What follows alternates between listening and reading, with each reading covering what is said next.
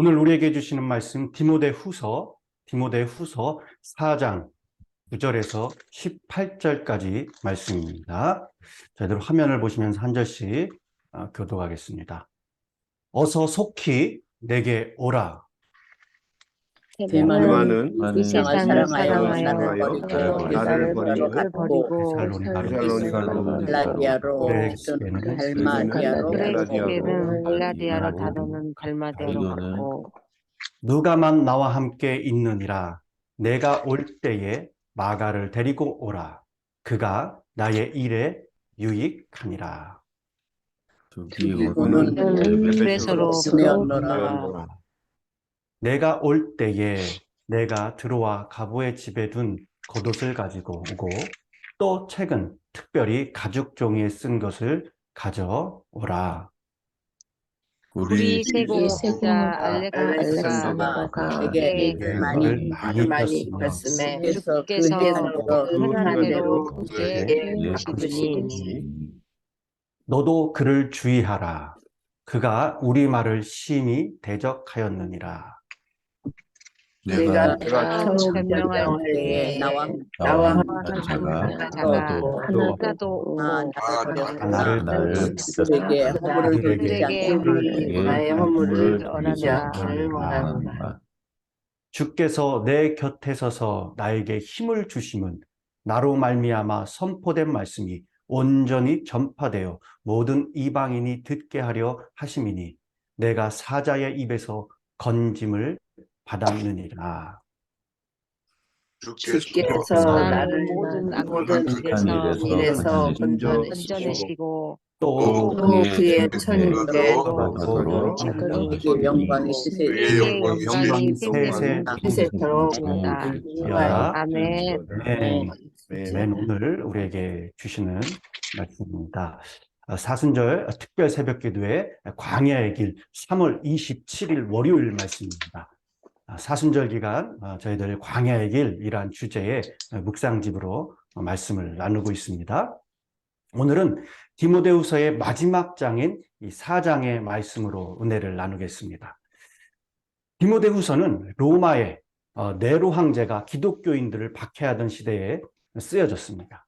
그리고 바울이 삶의 마지막 시간을 감옥에서 보내면서 에베소에서 목회하고 있는 믿음으로 낳은 아들 디모데에게 쓴 편지입니다. 이 디모데후서의 이 배경과 무대는 바울이 2차 선교여행 때 교회를 설립한 에베소가 중심이 됩니다. 이 에베소에 디모데가 목회하고 있었는데 네로의 박해가 로마 제국의 전역을 휩쓸고 있었던 이 광야의 시기였습니다. 바울은 복음 사명을 지키다가 이로 인해 감옥에 갇혀 순교의 죽음을 목전에 두고 있었고 디모데 역시 교회를 지도하는 목회자로서 믿음의 선한 싸움을 싸워야 하는 광야의 길에 있었습니다. 이런 디모데를 향해 바울은 유언과도 같은 이 최후의 서신을 기록합니다. 그래서 이 디모데 후서는 바울의 유언서다라고도 불립니다. 광야의 길에서 죽음을 바로 앞에 둔 바울의 마지막 서신인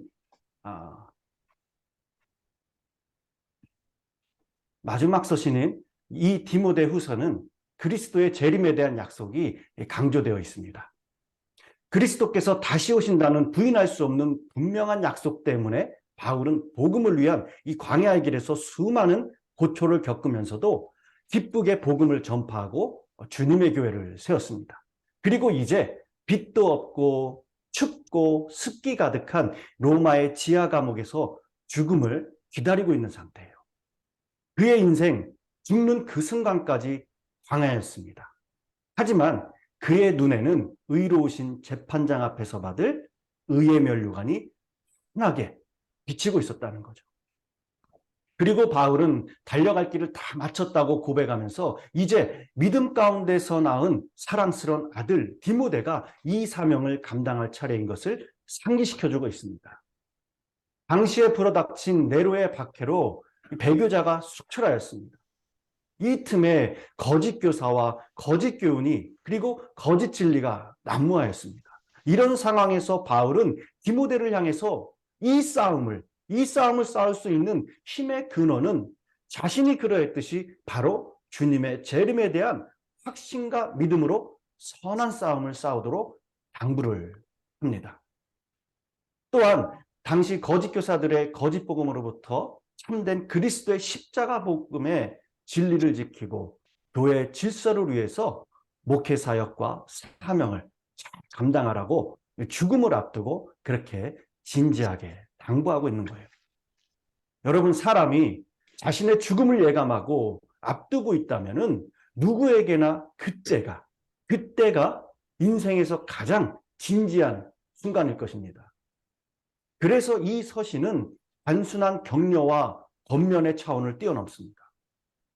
그렇게 이 말씀은 바울을 통해서 하나님께서 디모데에게 그리고 우리 그리스도인들에게 주시는 가장 진지한 말씀과도 같다는 거예요. 오늘 광야의 길 묵상집의 주제의 말씀은 딱 한 구절입니다. 9절, 너는 어서 속히 내게 오라. 너는 어서 속히 내게 오라. 이 한 절이에요. 우리가 읽지가 않았지만은 이어지는 21절에도 보면은 이렇게 기록합니다. 겨울이 오기 전에 어서 오라. 겨울이 오기 전에 어서 오라. 여러분, 겨울을 맞이하는 동물들은 여러 가지 유형들이 있습니다. 겨울이 되면은 따뜻한 곳을 찾아 떠나는 철새들과 같은 생물들. 대표적으로 개미가 있죠. 그리고 겨울잠을 자는 동물들입니다. 너구리, 개구리, 고슴도치, 곰, 두더지, 뱀, 개구리, 이런 동물들이 겨울이 되면 동면을 하죠. 그리고 마지막 겨울을 준비하는 존재가 바로 누구입니까? 인간이에요. 여름이 지나고 가을이 시작되고 기온이 내려가면은 인간도 이것저것 월동 준비를 합니다. 그래서 두꺼운 이불도 꺼내고 옷도 꺼내고 점퍼도 꺼내고 히터도 점검하고, 그리고 한국은 김장도 하죠. 그런데 인간에게 한 가지 더, 날씨의 겨울이 아닌 인생의 겨울, 즉 죽음입니다. 이 인생의 겨울을 준비하는 존재가 바로 하나님이 창조하시는 인간이라는 거죠. 디모데후서의 마지막 부분은 예수님을 만난 후 복음을 위해서 후회 없이 삶을 살았던 바울이 어떻게 인생의 겨울을, 광야를 준비하는지를 우리에게 보여주고 있습니다. 오늘 4장 6절에서 7절을 보면은 바울은 나의 떠날 시각이 가까웠다라고 합니다. 그러면서 나는 선한 싸움을 싸우고 달려갈 길을 마치고 믿음을 지켰다. 인생의 겨울이 오기 전에 쓴 바울의 마지막 글입니다. 그는 괴로웠던 광야의 길에서도 천국에 대한 소망으로 가득 차 있었습니다. 유대인으로서 바리새인 중에 바리새인이요 부족함이 없이 살았던 그가 예수를 믿고 그의 인생은 고난의 연속이요 이제 죽는 순간까지도 감옥 속에서 많은 사람들의 배신과 염려와 때로는 조롱과 연민을 받고 있지만은 8절에 그는 최후의 승리를 고백하고 있습니다.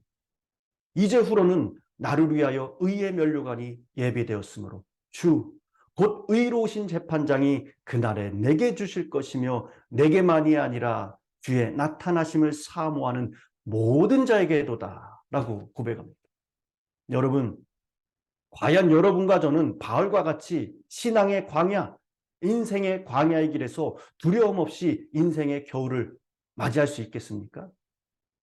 하나님이 주실 면류관을 바라면서 하나님의 심판을 두려워하지 않는 담대함으로 나아갈 준비가 되어 있습니까? 살아가면서 세상과 타협하고 말씀을 알아도 순종하지 아니하고 형제들과 화해하지 아니하며 하나님의 심판을 의식하지도 못한 채 그렇게 알게 모르게 죄만 쌓여가며 살아가고 있지는 않은가, 우리가 한번 생각하기로 합니다. 또한 내 편리함과 내 정욕과 내 목적을 위해서 날 구원한 십자가를 멀리하고 있지 않은가. 정말 나는 신앙인으로서 두려움 없이 인생의 겨울을 주 앞에 맞이할 수 있는가라는 거예요. 인생의 겨울, 죽음 앞에서 저와 여러분들도 바울의 강하고 담대한 고백으로 이 아침 구원의 기쁨과 참 자유의 고백이 있기를 간절히 소망합니다. 바울은 자신에게 마지막이 가까운 줄 알았어요. 이러한 시점에 바울과 동역해주던 많은 믿음의 동역자들조차도 다 떠나가 버렸습니다. 또 어떤 사람은 바울의 심한 대적이 되어 있었어요. 10절과 11절 말씀을 보면은 대만은 세상을 사랑하여 나를 버렸다. 그레스게와 디도도 나를 떠났고 누가만 나와 함께 있다. 라고 합니다. 바울은 예수님을 만난 후 평생을 주님을 위해서 살았던 위대한 사도였습니다. 그런데 그러한 사도의 말년이 어떠합니까? 옥에 갇혀서 외롭고 쓸쓸하게 인생의 마지막 겨울을 맞이하고 있는 거예요. 이것이 주님을 위해 자신의 모든 것을 헌신하며 믿음의 이끌림을 받았던 바울 사도의 인생입니다. 이러한 바울의 인생은 우리가 주를 따라 신앙생활을 하면서 기대하고 원하는 삶과는 너무도 거리가 먼 것을 볼 수 있어요. 대개 우리는 바울 하면은 많은 사람들에게 복음을 전하고 수많은 교회를 세운 그러한 결과만을 보면서 그를 칭찬하게 되죠. 그리고 또한 그의 많은 서신들을 보면서 바울과 같이 되고자 합니다. 당시에도 많은 사람들이 바울을 존경하며 그를 따랐어요. 그와 동역하고자 하였습니다. 그러나 바울이 옥에 갇히고 그의 인생이 쓸쓸히 끝나는 것을 보면서 하나 둘씩 자기 살 길을 찾아 떠나가 버렸다는 거예요. 결국 사람들의 관심은 복음과 함께 고난받는 데 있지 않았습니다. 그저 인간의 욕망을 충족시키는 사도의 위대한 업적에 있었던 거예요. 그래서 달면 삼키고 쓰면 뱉듯이 그들은 바울을 버리고 떠나가 버렸습니다. 누가만 남고 모두가 떠나버렸어요. 이처럼 바울의 마지막은 이름도 없이 빛도 없이 모든 사람이 떠나가는데 외롭고 쓸쓸하였습니다. 참 광야의 길이었어요. 이것이 주님을 위해 복음을 위해 일생을 살았던 바울의 인생입니다. 여러분, 그런데도 불구하고 오늘날 우리 교회가 무엇을 말합니까? 신앙인들, 그리스도인들이 무엇을 말하고 복음이 어떻게 변질되고 있습니까? 예수를 믿으면 복받고 잘 살 수 있다라고 말합니다. 물론 주님이 우리의 복의 근원이 되시고 복을 주시는 분이에요. 하지만 무엇이 우선인지 잘못된 가르침으로 인한 복음, 그로 인해 예수님이 어떤 길을 가셨는지는 전혀 관심이 없고 우리가 평탄한 길만 살려고 합니다. 광야의 길을 거부하려고 합니다. 인간의 욕망만 만족시키고자 하는 복음이 되고 맙니다.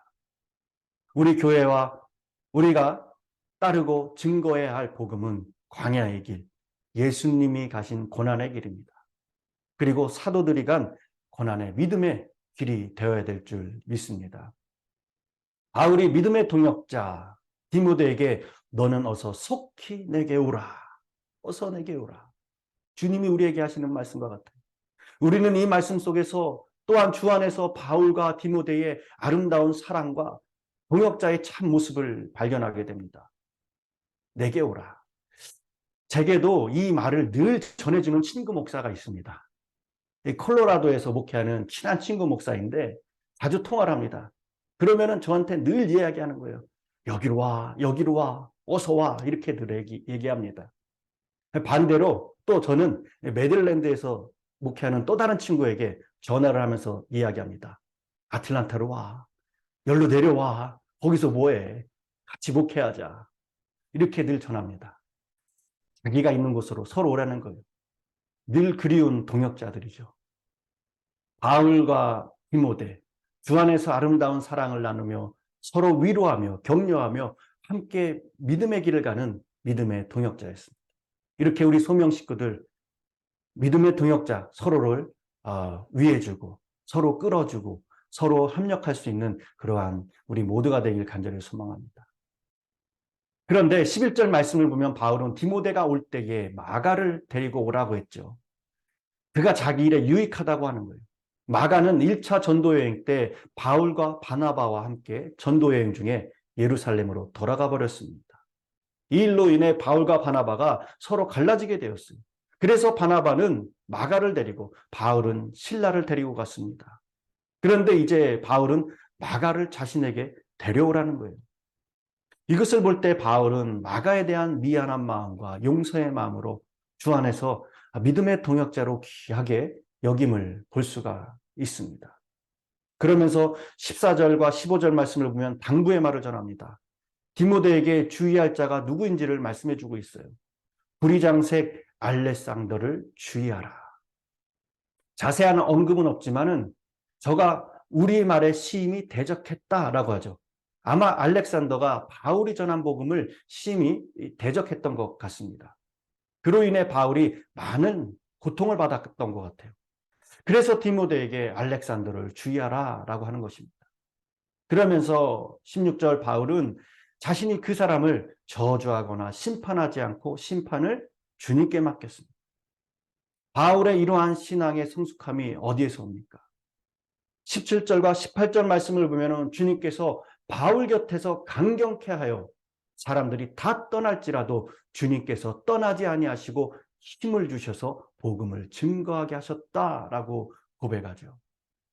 이러한 사역 중에서 심지어 사자의 입에서 자기를 구원해 주셨다고 합니다. 주님께서 모든 악한 일에서 건지셨다. 광야의 길에서 건지셨다는 고백이에요. 이렇게 늘 자신 곁에 서서 강건케 하시고 승리를 주시는 누구? 주님을 믿었기 때문에 사람들이 배신하고 대적하는 광야에 대해서 원망하거나 심판하지 않을 수 있었던 것입니다. 여러분, 광야의 길에서 믿음은 우리의 마음을 분명히 주님께로 향하게 합니다.